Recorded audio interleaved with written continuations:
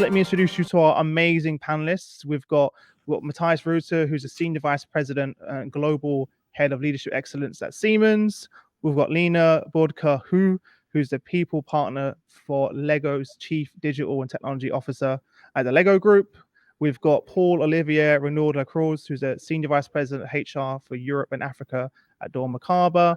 Stephen Fisher-Toivo, who's the People and Culture Director for Scandinavia at Japan Tobacco International. And last but not least, our good friend Guillermo Miranda, who's a Senior Advisor and member of the Science Advisory Board at Better. Welcome, everyone. How are you all? I had to take a deep breath there to get everyone's names. all the way, I barely made it through. I was getting lightheaded in the end. It didn't take a deep breath there. Good afternoon. Nice to see everyone again.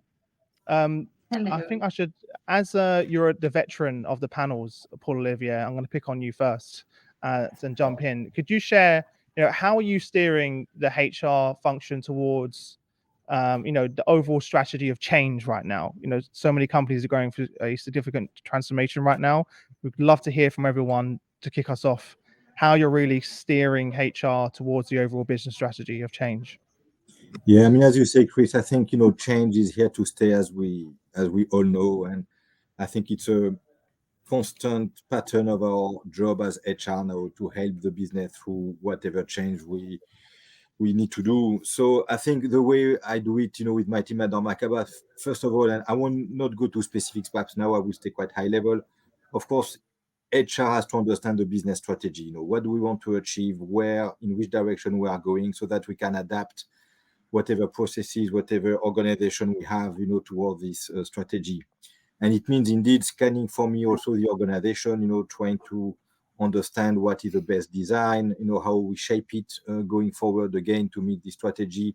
And then this journey in between is indeed the journey of change. So we need to equip, our managers. So I think it's sort of around, of course, change management, equipping the managers and the people with the right skills and competencies, a lot of communication, a lot of alignment, a lot of explanation is necessary. And I think in all these activities, HR plays a key role to support the management, the top management, local management in this journey.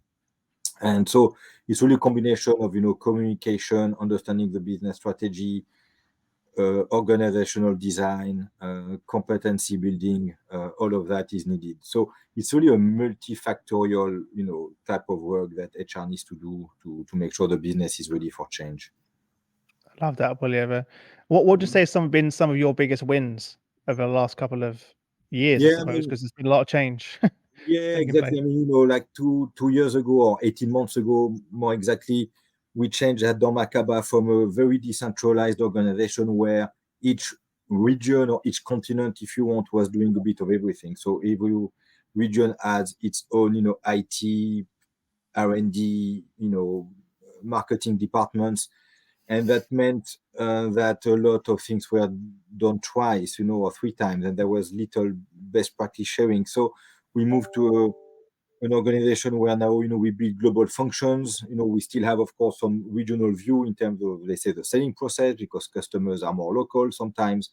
But, really building global organization in terms of IT, in terms of R&D, in terms of finance, etc., to really extract, synergies, to really share best practice much quicker, to really, invest where it's needed. So that was achieved by, and of course, more was done than what I just described in 2 minutes earlier. Yeah. So that was for us a major achievement, and we have seen already more agility, more speed, less duplication of activities. So, at least for us at dormakaba, that was a very good success. Mm-hmm. I'm sure that's ongoing, right? That's a big culture shift for the business. How about you, Lena? Yeah, some good stuff there from Paul-Olivier. What I've been seeing happening is, of course, our ability to constantly engage at the right moments, right? So how do you do that both, as you said, Paul-Olivier, in being in the right conversations, but also how do we mobilize as an HR organization, and how do we become adaptable to whatever needs to be addressed? And there, what I think we have done in an interesting way recently is to take a part of our HR function our HR business partners, and they would typically be working towards a specific business area. But we have actually said part of their time, they need to be part of a flexible HR business partner pool that is then dedicated to where we have those strategic, specific, super important for us to win on activities, so we can mobilize and not be stuck or locked in an organizational construct.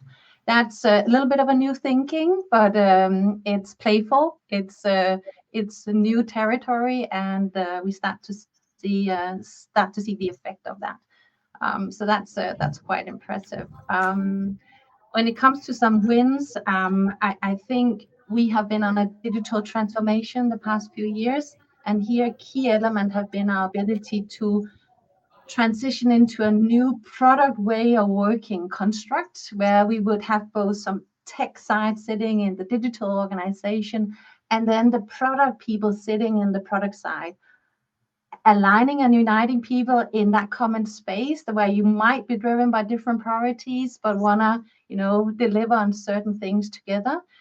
That has been interesting to see. And now we have 200 of these product teams running with full speed, and we start to see that paying off towards the flexibility we need. So yeah, just some interesting observations sharing.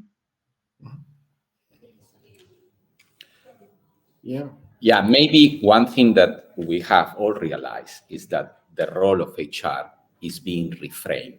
And I like the examples that you gave for Paul-Olivier and how the business is embracing this. But if you think about what was happening before and all the change that we have with not just the digital transformation, but the effect of the pandemic, etc., is HR is no longer running in a parallel route, is in the highway with the business, dealing with the day-to-day.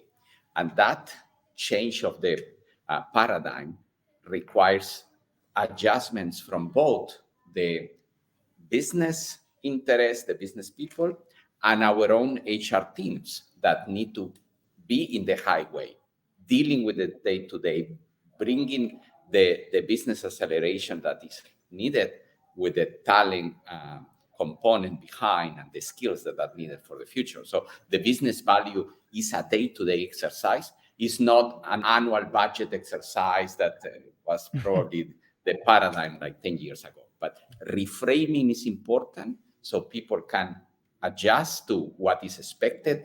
How do we interact on a day-to-day? So get in the highway. That's where the battle is being fought.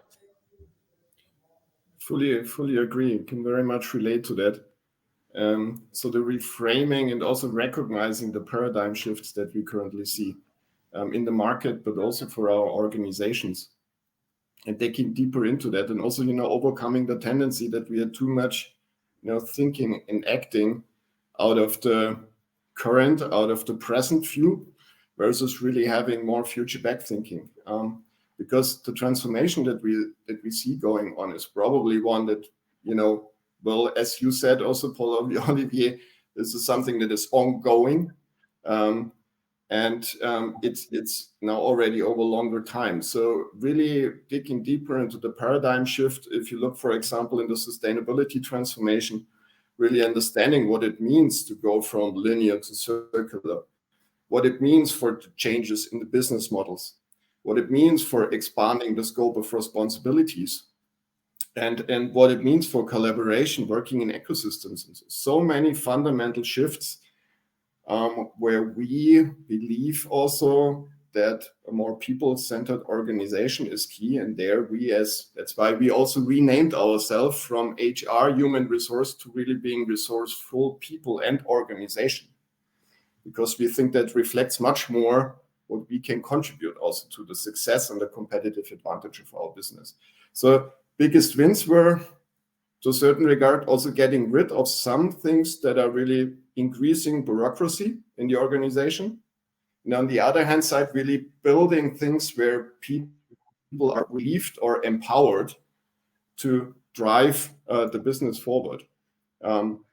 Like building a learning ecosystem, like getting rid of also static performance management or static leadership assessments. So we're really trying to find those crystallization points that are blocking the organization from moving forward. I think these panels are fascinating because we spend a lot of time looking at different perspectives of HR and how it works in different companies. And change and paradigm shift came up a lot in the discussion now. And one thing which we've identified in our company in JTI is about having something which is constant, and that is a focused and clear culture, which is, we need people who are high performers, people who are empowered and engaged in what they're doing. And having a clear, consistent culture is extremely important for that. So we've seen that that shift in our culture has actually given us stability and helping us to navigate the change of transformations and changes in our business moving forward. Mm-hmm. It's interesting how a lot of times we're so focused on what do we need to start doing, whereas we need to stop and say, what do we need to stop doing? And a lot of the times the biggest impact we can have is actually in stopping. So even in a small business like mine, we're like, actually, no, why are we doing that? Oh, just because that's the way we used to do it doesn't mean it's the right way of doing it, and taking a step back to assess that as well. But super interesting. I'd had someone in the question ask in the chat ask a question to you, Lena, about, you mentioned your business partners focusing part of their time on those other projects. Could you give an example, one of those, just out of curiosity? You mentioned, yeah. Yeah.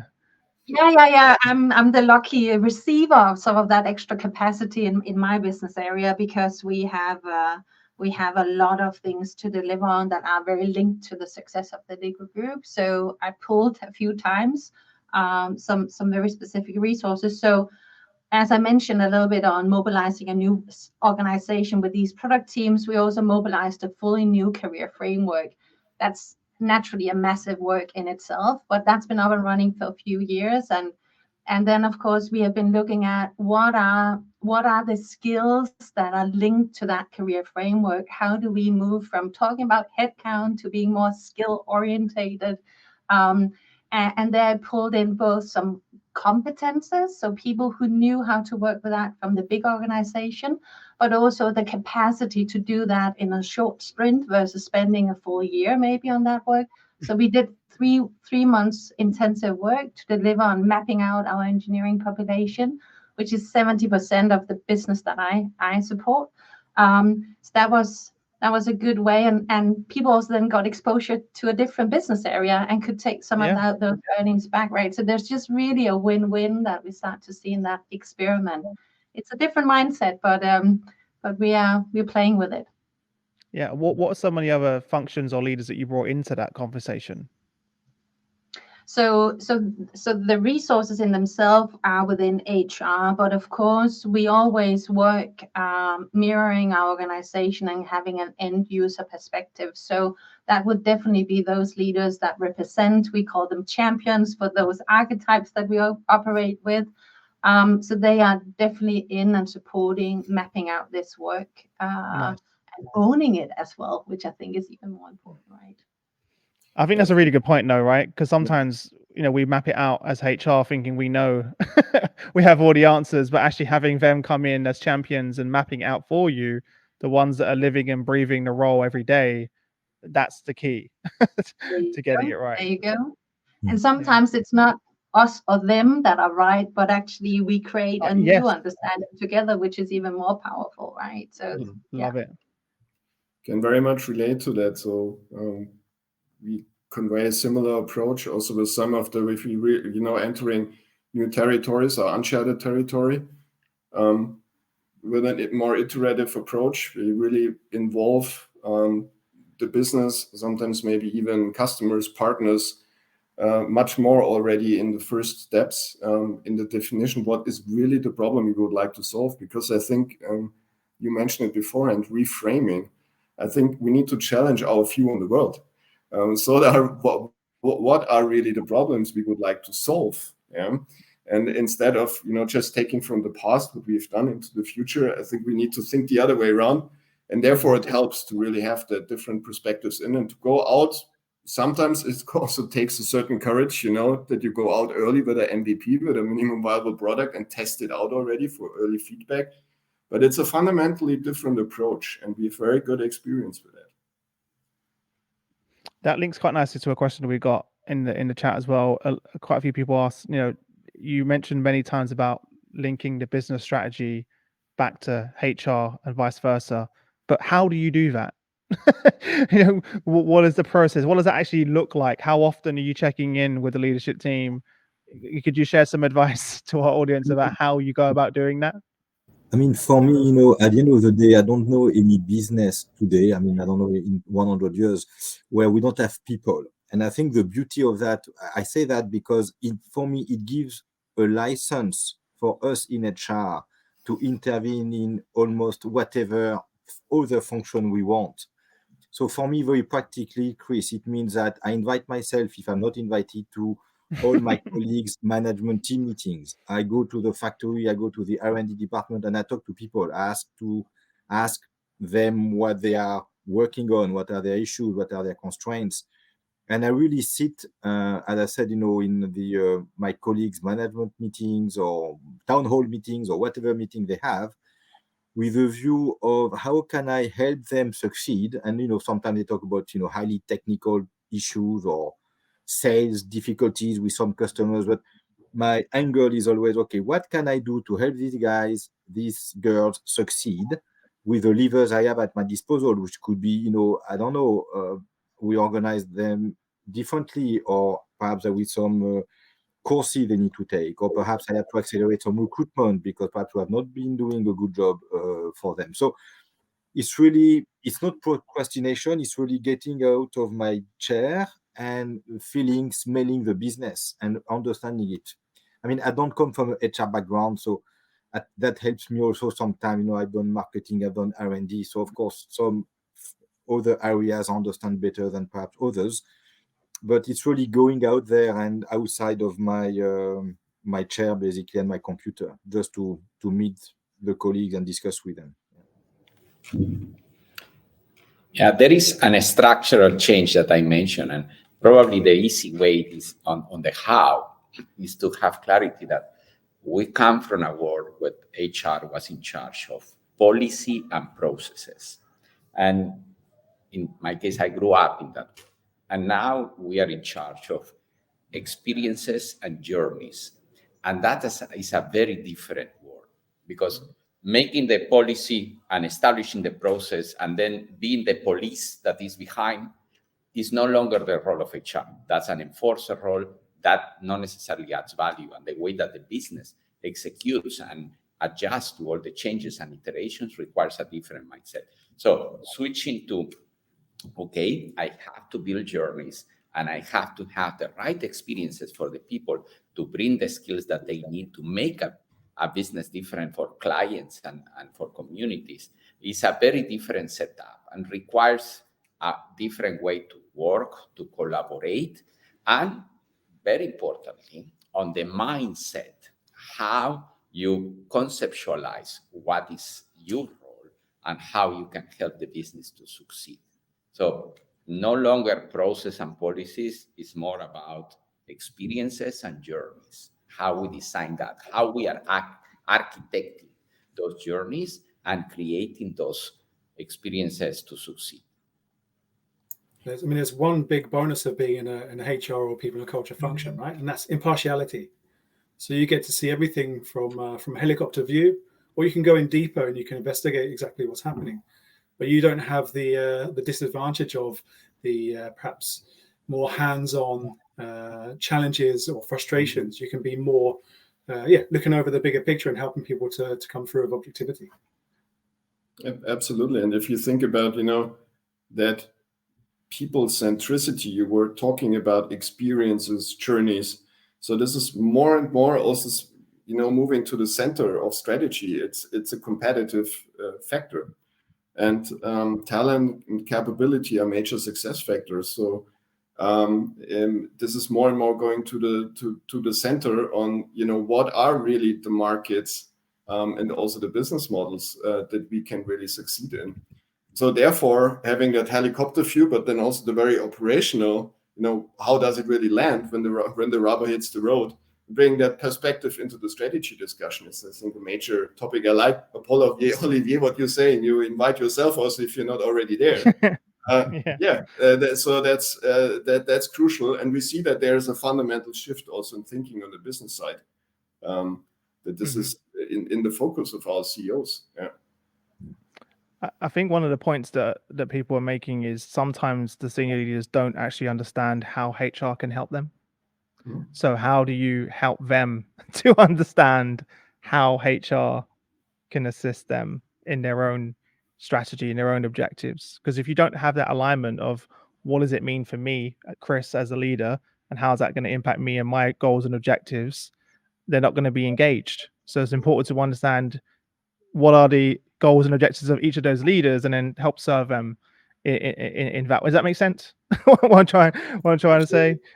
Yeah, but I think it depends a little bit on the starting point, right? So I'm in a fortunate situation where it's super institutionalized. It's not even being questioned, right? So, but if I go with your challenge, what I could imagine is a scenario where, are you invited or you're not invited? And do you invite yourself, as mentioned here as the example, right? But how do we also meet the leader where they're at? You can come in and, be push hard, and then that backfires. But how do you meet people where they are and engage in those conversations? And then it unfolds. Suddenly they see the value of that conversation. So it kind of convinces itself into being a more value-adding conversation that you might have thought in the beginning as a leader. So it's also building up that trust. It's building up that advisory conversation where you drive the business agenda together. That doesn't come for free. It's something you earn your right with how you show up, how you engage, how you help, and how you lean in. So it's very much in the behaviors and the approach than a dictated thing, I would say. Yeah. I see that backfire so many times, Selena. Like I've interviewed over 600 HR executives on the podcast, and one of the things they always tell me when they join a business, they spend the first 6 to 12 months just building relationships and building trust with those leaders before coming in and trying to make some change, because they're going to get that pushback straight away, right? And Chris, there's no easy way of doing it. I'm literally flying all over the world, meeting these leaders one-to-one, sitting down with them, having conversations, asking questions, listening, and then a whole year almost to do that. There's no quick way of doing that. There's no cheat code. unless someone listening has an answer, let us know. But I don't think there is any other way. When you're in those conversations, from a practical perspective, what are the type of questions that you're asking those leaders when you're sitting down with them? Well, depending on what's the intention, but if it's back to this about building the trust and getting the relationship going, it's page 1 on that book, right? And how do you build trust? So it's for me, and also matching the company I'm in, it's on a very personal level, actually. You're very vulnerable, you're very engaging, you're testing the grounds a little bit for what are they occupied with, what's important to them. And then you're trying to lean into that and find your way in figuring out where do we see eye to eye, how our value systems aligned. Are the small things that they sit with that you can go in and support them with and show you can make a difference, because then you have the first stepping stone. So for me, it's building it up through that shared understanding, and also figuring out where don't we see things eye to eye, because then I know where do we need to engage further. Yeah. I love that. Guillermo, you're kind of on the other side of this in an interesting way, right? You spent many years as a chief learning officer of some of the world's leading global brands. Now you're working in an advisory role for some amazing organizations. How are you helping coach leaders in those organizations to help ensure that their roles and responsibilities are aligned back to the business strategy and objectives? Yeah, I think that you start with clarity about what you need to influence and what you need to help is on the mindsets. It's what Line mentioned, being in those conversations, having the right questions, and having this extra support to be able to move your mindset into how we operate differently, how we get accomplished in a world that is changing so rapidly. So you have to behave and create different habits. So one of the tools that I have seen very clearly is coaching helping to create these habits in a continuous way, because for many years on the leadership development side, on driving organizational change, we tend to believe that if you do a workshop of 2 days and you cascade down, everybody will behave differently. And they have the great energy. I see all the smiles of the first 2 days of the workshop, and then they go back to the day-to-day, and they come back to the force of the business and the routine. But if you have somebody that helps to keep you honest, helps you to put in perspective things, helps you to move the way that you behave, your habits, then you have an advantage. And that's exactly what we have seen in the marketplace. And I have seen in the companies. We've implemented coaching at IBM in a massive way to be sure that agility is there. We help to implement coaching as well at Boeing in order to have a psychological safety space and drive to reality the seek, speak, and listen habits that we wanted for leaders and for the whole company. And here with my fellow panelists, I can see that coaching has been part of the strategy at Lego. It's a great partner. It's Siemens also, Siemens Healthcare. So it's happening in the marketplace. So I think that this is a tool that you have in your hands that you can help. Start with the mindsets. And then things will happen. Help to create the muscle of the new habits. Mm-hmm. Let's face it as well, a lot of these skills that we're talking about of what it means to be a leader didn't even exist when I first became a leader or a manager, thinking about, leading with empathy, psychological safety, the conversations around well-being. None of those were part of my training when I became a manager or a leader. So I'm constantly having to evolve and adapt along the way. And I always say to Shane, my co-founder, one of the best investments we ever made was getting a coach, and having those weekly conversations, and also just having someone outside of my own business to talk to. Just not someone internally. I'm sure everyone listening can relate to that. It's great having conversations with your colleagues and teams, but sometimes you need someone separate from that to be able to really, but also someone who could be honest with you as well and hold you accountable, which really, really helps. So definitely an interesting experience. On that point, as HR leaders, it's been amazing. I started doing this 17 years ago, believe it or not. And what it means to be a HR leader is fundamentally shifted. It's almost unrecognizable, the skills and capabilities required to be a HR leader now. Paul-Olivier, I'd love to hear from you. What are some of the skills and capabilities that you feel that is needed to be a HR leader in today's day and age? Yeah, it's as you say, it has changed a lot. I think it must be one of the functions which has changed the most. I agree. Guillermo said that, perhaps 20 years ago, it was very much processes, administrative tasks, and, perhaps managing the unions and leave the business to the business leaders and just deal with this task and don't bother us too much. I think today we are really, as Guillermo again said, at the center. And of course, I don't want to say we are the only one at the center, but of course, we are one of the key positions also to support the management. And I see myself really as a co-pilot of the general manager, the leader, whatever title he or she has. So finance used to be the only function somehow to play this role or wanting to play this role. I think we are the other co-pilot. So for me, it's really a triangle, between the leader, the HR, and the finance heads, if you want, because for me, the finance and the HR, through different means, we have the complete view of the business. Of course, the finance guys, they will do it through numbers and KPIs and Excel sheets, and we will do it through, as I said, there are people in every department. So we have our antenna, and we know if, this manager feels okay or not, if there is an issue in this team or not, attrition rates start to go high in this plant, so perhaps there is something boiling down there. So I think we have also a complete view of the business, and that's why I think this triangle, if it works well, is super powerful. So the skills, I think, it's curiosity. As I said, it's really asking questions, being interested in the business.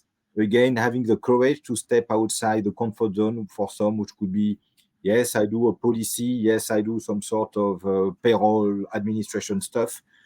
go there, talk to the people, go to, I think, I don't know, it was Matthias or Yamo mentioning also customers, meeting the customers, understanding what they think about the company, how then we can shape the inside of the company to meet the customer needs. So, and I think it's also reading books outside HR. I mean, we have to understand finance. I mean, finance is still a very important topic. So if a HR leader today doesn't understand what a P&L is, doesn't know how to make a business case, I think you are handicapped or disabled in this sense. So it's really also reading for me, strategy books around marketing, books around finance. And it means today for me that there is a lot of beauty in working in HR. However, it's a very difficult role because we are asked to be good in marketing. We are supposed to do a lot of employer branding. We are supposed to be good in finance because we have, of course, to be in this case. We have still to be good in our foundation, which still will be the labor law and, of course, pure HR tasks. And we are, of course, supposed to be very good leaders, and we are supposed to understand the strategy. So it's very rich, but also very demanding because, the marketing guy, perhaps he don't have to be an expert in labor law, or the finance guy don't have to be an expert in empathetic coaching, but we are supposed to be the, man and woman orchestra playing all instruments together. So it's very rich and very demanding at the same time. So it's not perhaps for the faint-hearted, I think, today. You're not selling it well, Paul-Olivier. I don't know. I was thinking I'm only joking. It's a best function. You can do everything. Yeah. Well, another one of those skills which has had to be increased is around analytics, right? Again, this is something I still find it funny every year that we have our global people analytics event, because when I see from where we were to where we are, and I'm having conversations around predictive prescriptive analytics and generative AI, I'm like, it's almost like hard to even think that we've come so far. So on that point, Stephen, Matthias, I know this is something you're very focused on. How are you using analytics to identify those performance gaps and implement those sort of targeted interventions at scale in order to align with the business? Do you want to jump in first, Stephen? Yeah, maybe I can go first. I think one of the things we do is to make them meaningful. So it's really important that they make sense and they're valuable to the business, because anyone can spin out a dashboard with 15 different pieces of information, but until you link them together, actually they've got very, very small value to you as an individual or a company. So for example, if you get a turnover figure, an employee turnover figure, and it says, wow, we've decreased by 30% this year, everyone claps and pats themselves on the back. But actually, when you connect that to, well, when are people leaving the company, or when are things changing? When are people starting to lose their interest or lose their motivation? And can we target our activities to try and save some of those people from leaving the company, try and keep high talents with us? That's where we're really trying to keep the value in the business and to show where combining different statistics to make them metrics is really valuable. Yeah, so building on that, I think what we see, having the data and the right quality and also the analytics in place, there's also, I think, a fundamental difference that we need to consider between HR controlling, which is more, let me say, backward oriented, to check, okay, where are we? And the other thing is the people analytics really shaping the strategy and giving insights or meaningful insights to the business that we can build on. And where we actually see also the biggest challenge is really also turning that into, a convincing story. So what's really the story you want to bring across, and how can you, do that based on data? How will the data help to make sense out of it? And then communicating in a way that it really lands with the business. Also to what you're saying, building the trust and the connection with the business in that regard, I think is key. And we have so much to give, with the people insights, really having the people focus here and looking at the real problems. Sometimes you don't even need the data. We know the problems already. And of course, you also need to act on it then. Yeah. So I think those are some of the points. If I may, Chris, because it triggered me a bit with the coaching and mindset topic, if I may come back to that. Go for it. Because I see really also a certain miss there, or the conception. We hear that very often that when it comes, to the topic of change and transformation, that it's about, we need to change the mindset and we need different mindset. I think for our leaders, also having coaching, having, let me say, all the measures that support them in really making sense and continuously developing, should be offered. And it's, I think, a no regret move. But what we see is, if you're not changing the organization accordingly, is if the supporting system still remains the same, you can, train and change mindsets like intensively as ever you want. It's then not landing really. So there's also, let me say, a certain strategic clarity and also the confidence that we are really then also changing certain structures, processes, also success measures. If that's not in line, then you also need to really take care that it's not flipping over into cynicism, because people are getting even more coaching, even more mindset building and so on, but the organization is not really adapting. And I think this needs to be in balance, and also discussion needs to be in balance. I'm not sure what you think about it, but that triggered me a bit when you, Guillermo, when you were sharing your experience there. Oh, yes, absolutely. And I think that what we have seen is how the business model evolves, how the industries change. And if you are not moving forward with the market in terms of how the organization is set up for success, all the investment that you can in the people will not necessarily pay, because the basis of your architectural design as an organization are wrong. So definitely is a must that, based on your business model and your model of monetization, the organization needs to evolve. And in that evolution is where you need the mindsets in order to embrace the new reality, in order to behave differently, in order to understand that we are no longer a financial company, we're a technology company that happens to do financial services. We are no longer an hospitality company, we are an experience company that creates the amazing adventures for our guests. And I think that's core to the transformation. Fully in agreement, Matthias. Yeah. I see that so often, by the way, Matthias, in my conversations that I have day to day. You're completely right. And sometimes it can be very damaging, because you can portray, I see it, I'll tell you where I see it a lot, where companies, they'll do a big activity around, reinventing their values, right? And their mission and their purpose statement. And they project that out on LinkedIn and to the world. And then all of the employees see that who work there and say, that's not who we are. That's not how we operate. There's a sort of disconnect between, we're sending one message out to the world, but we're not living it internally in the systems, the processes, the compensation structure isn't set up, and it's misaligned. So to your point, you can do all of the training in the world and all of the coaching in the world, but if the way people are rewarded and the way that the company's structured isn't aligned with that, then it's a recipe for disaster. And probably there is also no perfect solution, but we need to be honest in that regard and also encounter it in a more holistic way, that it really lands with our people. Because the proposition to the business, do more coaching and the mindset will shift and the transformation will happen. It's part of it, And so I appreciate, Guillermo, how you put it, in the broader, in this broader context. Absolutely. Mm-hmm. I would say, Lena, Lego is one of the companies that I think do a great job.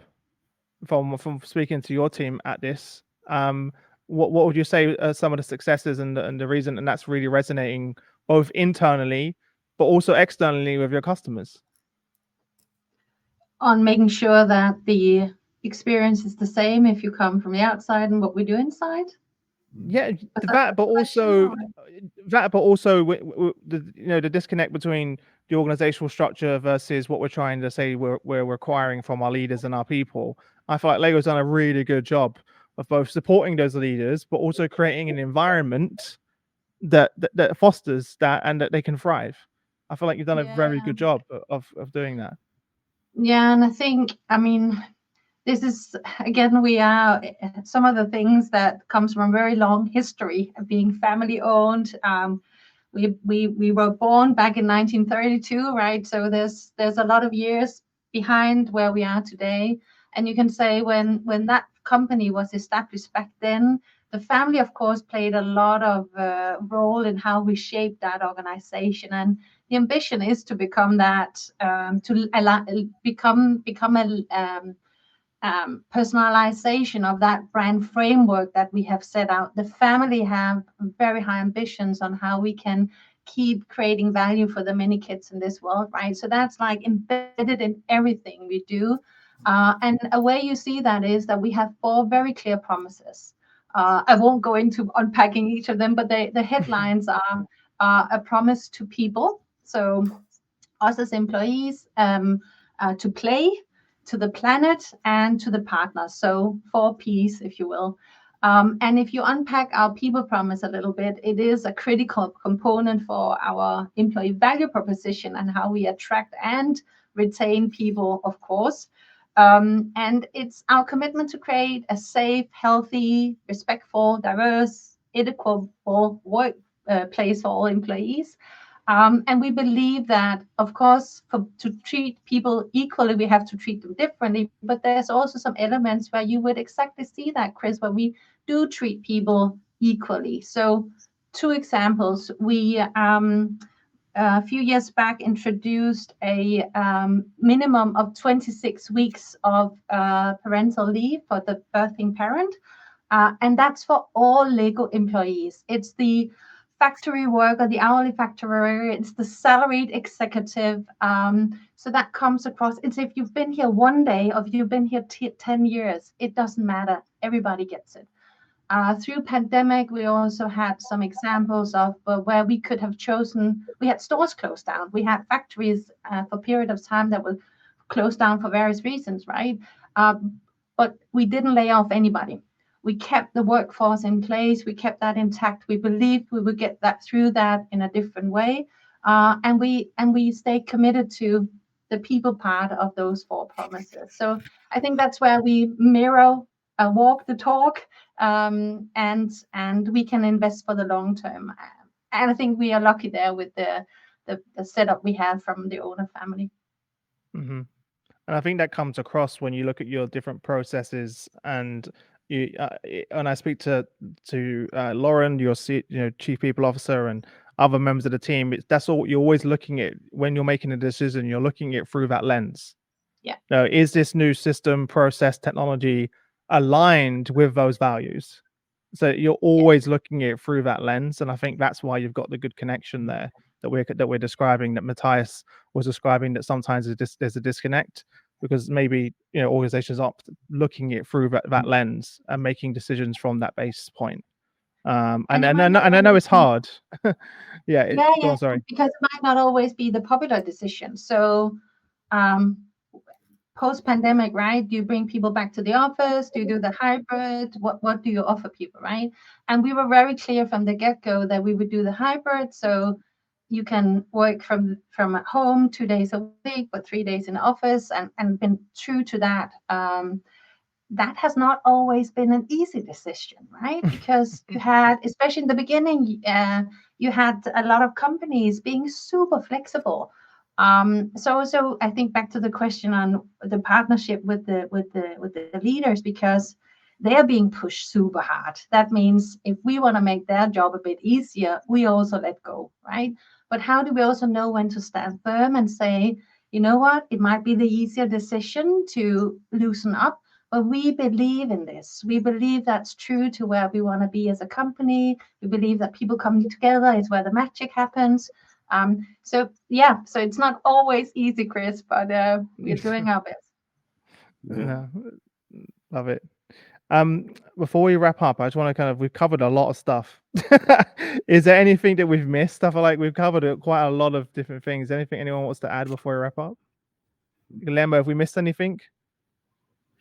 I think that the emphasis on the business acumen and the new skills for the HR teams is an important one, because it is not that, there is a new scenario, let's go and try to fix it. I think that we need to equip our teams.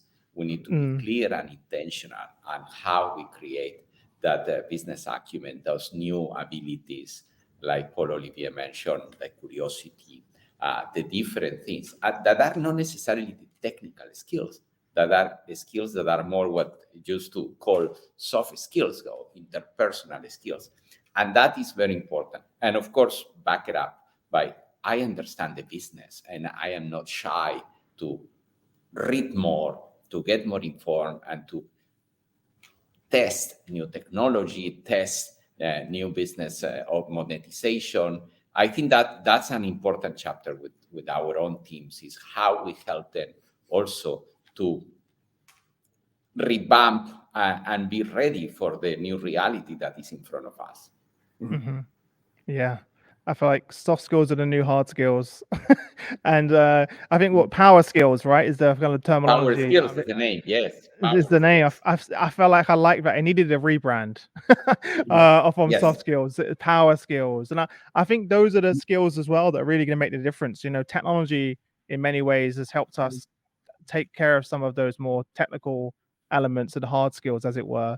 And now really where we're having the most value. And for me personally, I'm realizing for me to be the most effective version of Chris for my team, for my family, it's actually mainly those power skills that I need to further develop and focus my attention on. And then it's not necessarily been the focus, has it, really, for the last couple of years?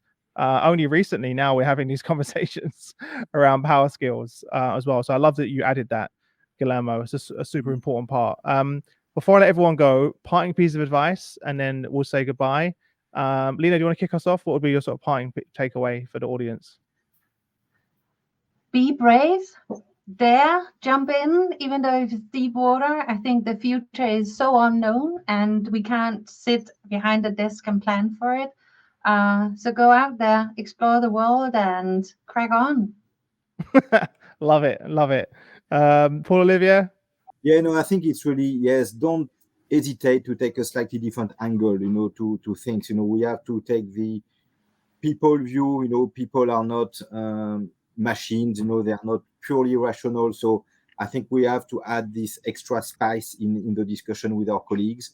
Yes, be curious. And I think, as we were talking before, there was also this counterintuitive thing that with our own teams, we have to be more, the service leader. We have to accept our vulnerability. We have to accept that we don't know it all. So, and as you said, Chris, perhaps is something which is very counter to what we were taught when we were, at least I'm much older than you, 30 years ago when I started, where the leader had to be the one knowing everything, very strong.